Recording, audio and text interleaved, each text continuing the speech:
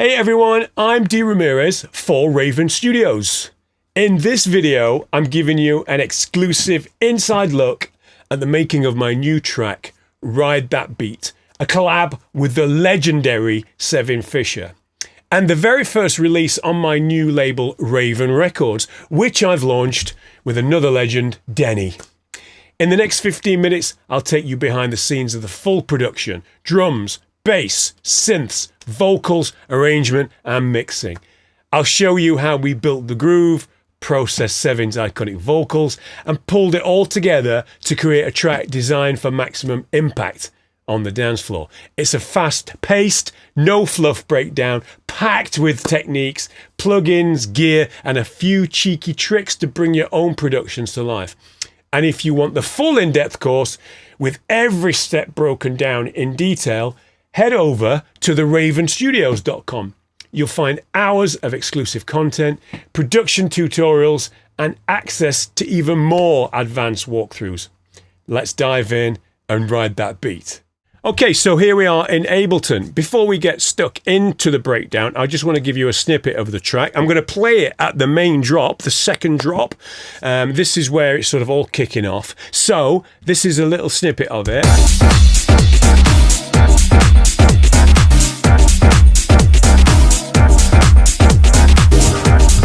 Here's the vocal.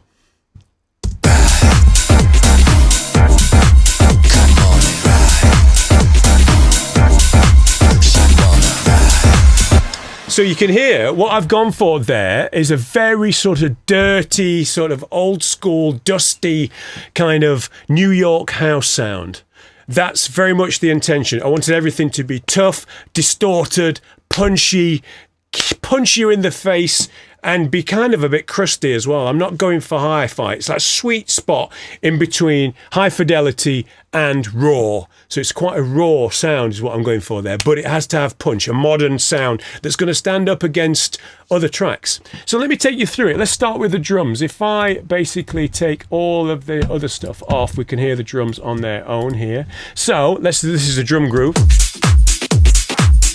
It consists of how I actually put this together. If I go over here, I started with a loop. Now, this is the loop here. This is the jacking loop. This was the basis of the track.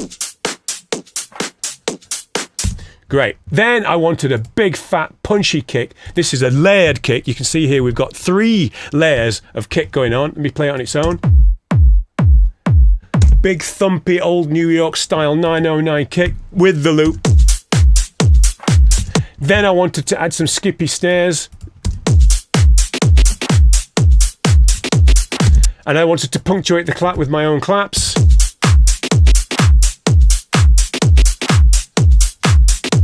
Brilliant. And then I wanted to add in some of my own tops here. So I've got some 808 hats just to add some sparkle. Very subtle. And then an old crusty big hat here from a Huxley sample pack. Huxley sample pack is amazing. On its own, okay, and then we've got another hat, a ride cymbal coming in here on the offbeat.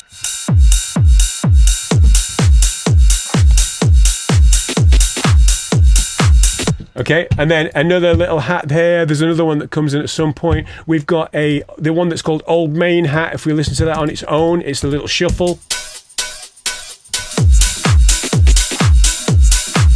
Great. All of this gets sent to a drum bus. The drum bus has then got quite a lot of processing on there. I use an amazing plugin called Orion. This is a Jason Joshua endorsed plugin. One of the best plugins that I know. I use it on every single drum mix. It's basically got all of these different processors built in. You've got harmonics, compression, lift. You've got an EQ section, and then you've got a parallel section there, which is awesome.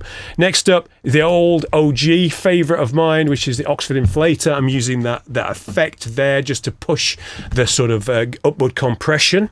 That brings out all the details in the mix. And then the Oxford Transmod, which is another one of their plugins, which I absolutely love, is used just to emphasize the attack a little bit on the overall drum groove. So without those, it sounds like this.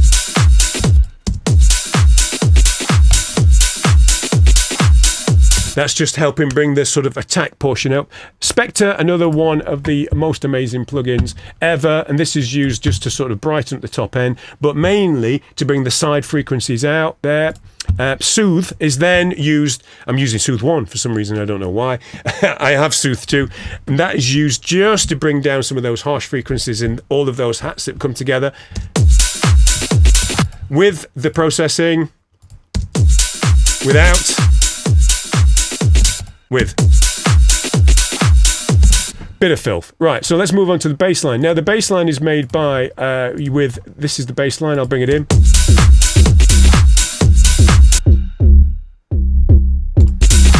Now this is really quite a simple plugin. It says Operator by Ableton. Operator, I've used one oscillator. It's a square wave oscillator, you can see there, square D.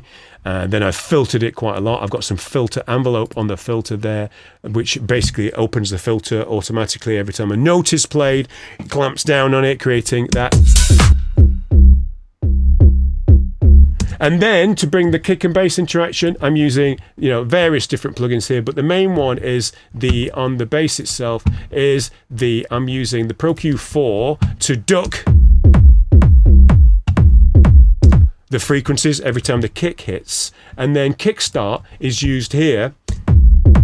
I've got the kick being side chained and the side chain bit there, so I can see the kick, I can see the envelope of the kick. And then I've pulled this back, so this is sort of coming out when the kick finishes, and then I've brought it down. So I've got a little bit of the volume of the bass that lands on the kick note itself.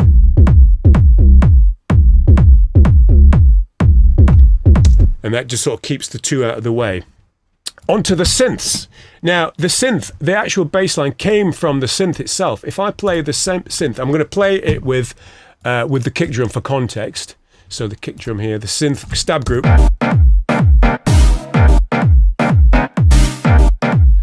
Very New York garage style, sort of rough and bumpy, swingy, bumpy, rough sound, right? Now this is basically made with samples.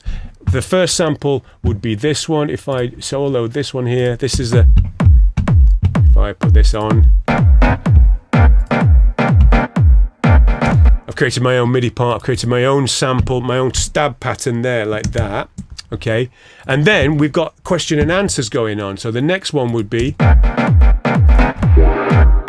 that wah sound is another sample. Look there, put into simpler with an echo on it this time, so it echoes out into the sides. A bit of EQ to take some of the mid-range out. And then we've got another answer chord here. Another sample.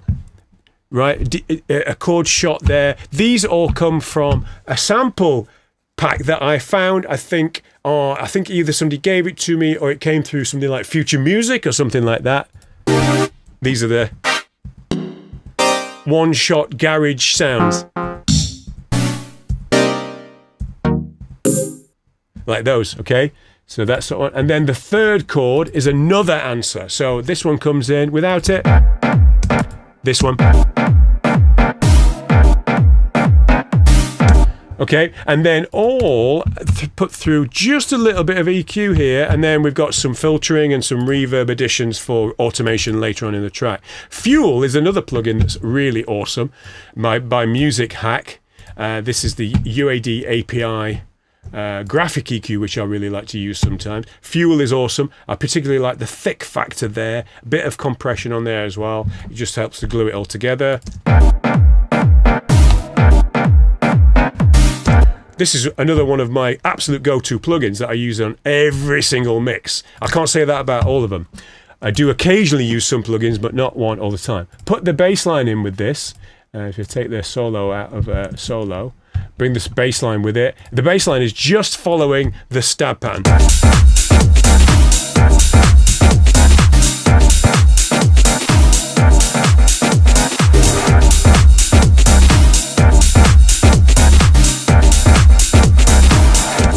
Awesome. Then we've got to the Cevin's vocals. Cevin's vocals are unbelievable. He ran with this and did his iconic vocal sound. Whenever Cevin sends me anything, I instantly get transported to a very specific time and place. And he's just got that iconic sound. He's responsible for so many records that you probably don't even know he is on. And he just works so well. Get excited, up inside it, all night it. She wanna ride it, ride that beat. Get excited, up inside it, all night it. She wanna ride it, ride that beat. Get excited, up inside. Processing wise, that was done by him. So I did a little bit of stuff here. Vocal finalizer, did some de-essing. I used the Moog, actually. The Moog, whatever you want to say. Moog. I use that for automation purposes. That is used to sort of filter in the cutoff. It's got a very specific character. The UAD Multimoog Filter XL, rather nice. Infiltrator again is by Devious Machines, and this is used to bring in some for automation purposes in the track. Does some stuff there, and then a bit of compression, and again, fuel. Fuel is brought in just to handle a little bit of thickness, and the thickness seems to do a bit of stereo widening as well. Get excited, up inside it. All right, cool.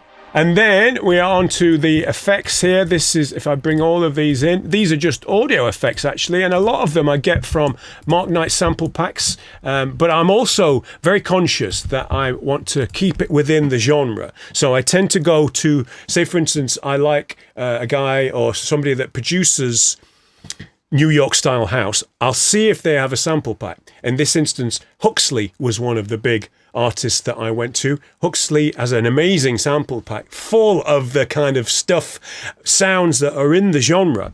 So a lot of this is from there. But I was very careful just to make sure that I didn't put EDM risers in, if I didn't go crazy with snare rolls, because that's not what people do in this kind of music. So sound choice is super key. For instance, the snare roll. Get excited. It's very small. She wanna ride it.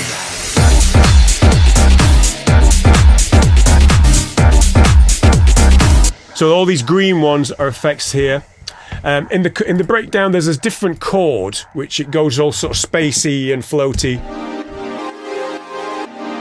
Again, that's just a sample. It's from a Tom Middleton sample pack from about 20 years ago, which I always loved that sound. Used it many times, actually. So that creates like this spacey breakdown, which then comes out all driving.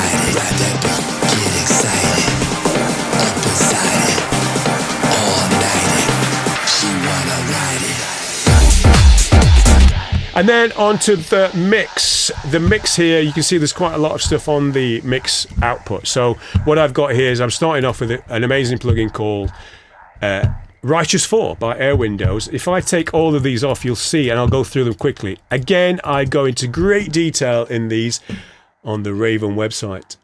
So go and check it out. But I'll start there with Righteous. You can the sound. Let's go here. We say each plugin. We'll see what it brings to the table. Quite dull. This just adds a bit of life.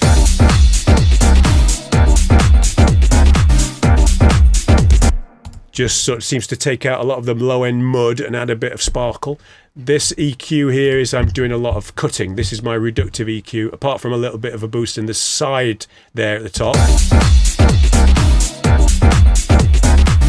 Dynamic EQ around the mid-range, the sort of tubby area, I'd say, the sort of thick, muddy area. That's reducing that.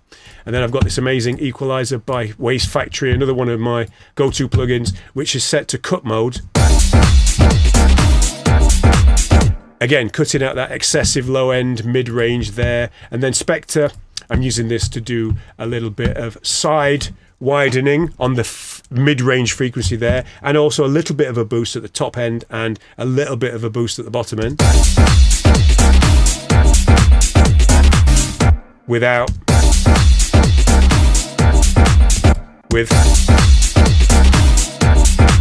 there is a bit of a gain difference. I didn't gain match it at all. Fresh Air is a great plugin by Slate. Now this is a high-end saturator plugin.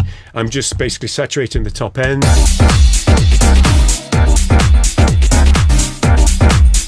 And And then I'm doing a combination of clipping. So I'm clipping about 3 dBs off the peaks. Actually, no, it's probably about a dB, and then finally the limiting there. And I'm aiming for anywhere between 6 and 8 lufs.